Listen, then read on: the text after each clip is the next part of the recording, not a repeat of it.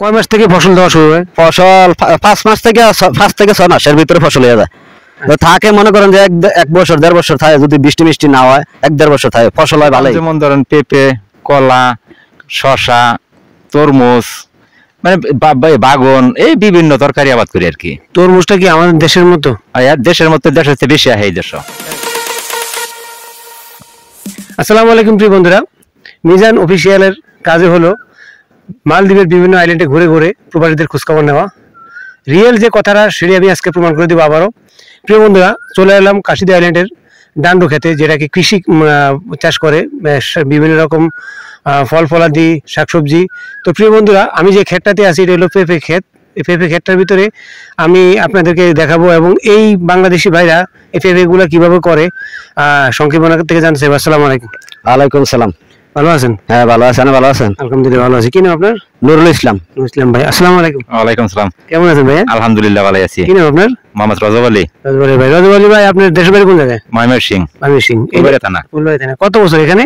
13 বছর। 13 বছর এই দেশে? এই দেশে। এই মালিকের নাম? এই মালিকের নাম। আচ্ছা, তো ভাই আপনি নুরুল ভাই, আপনার দেশের বাড়ি কোন জায়গায়? কুমিল্লা। কুমিল্লা।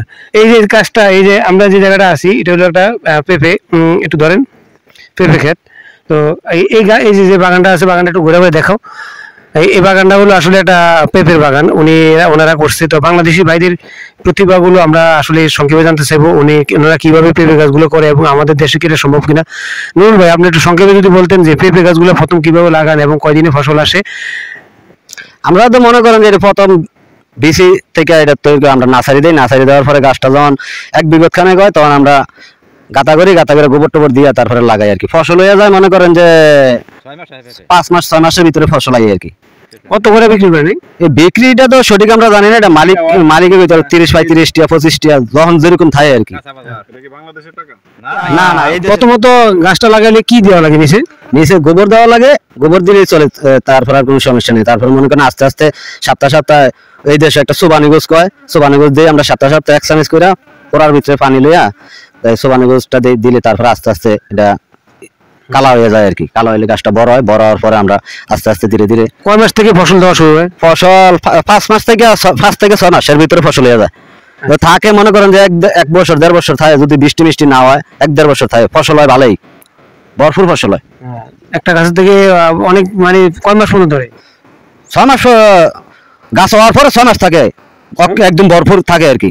6 মাস করে ভরপুর কাটা যায় এক গাছের থেকে, অনেকগুলো আইয়ে। তো ধন্যবাদ আপনাকে। বড় ভাই, আপনাকে সংক্ষেপে একটা প্রশ্ন করব, আপনি কি কি কাজ জানেন এই দেশে, যে কৃষি কাজটা করেন? কৃষি কাম যেমন ধরেন পেঁপে, কলা, শসা, তরমুজ, মানে বাগন, এই বিভিন্ন তরকারি আবাদ করি আর কি। তরমুজটা কি আমাদের দেশের মতো?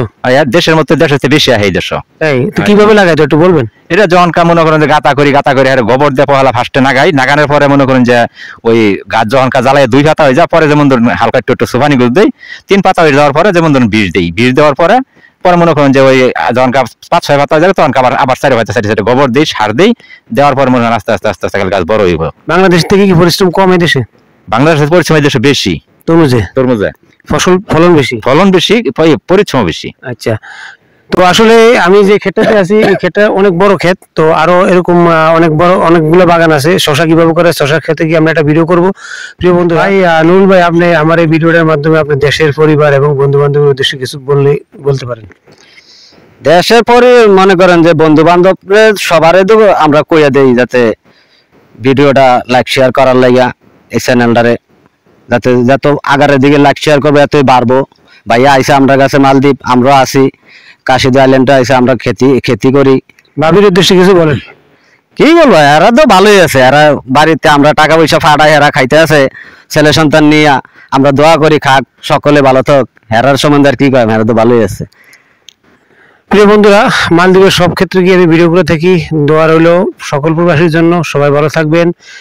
নুরুল ভাই এবং হাজারো নুরুল ভাইরা এই দেশে কৃষিকাজ করে, পরিশ্রম করে, তাদের জন্য আমার দোয়া রইল।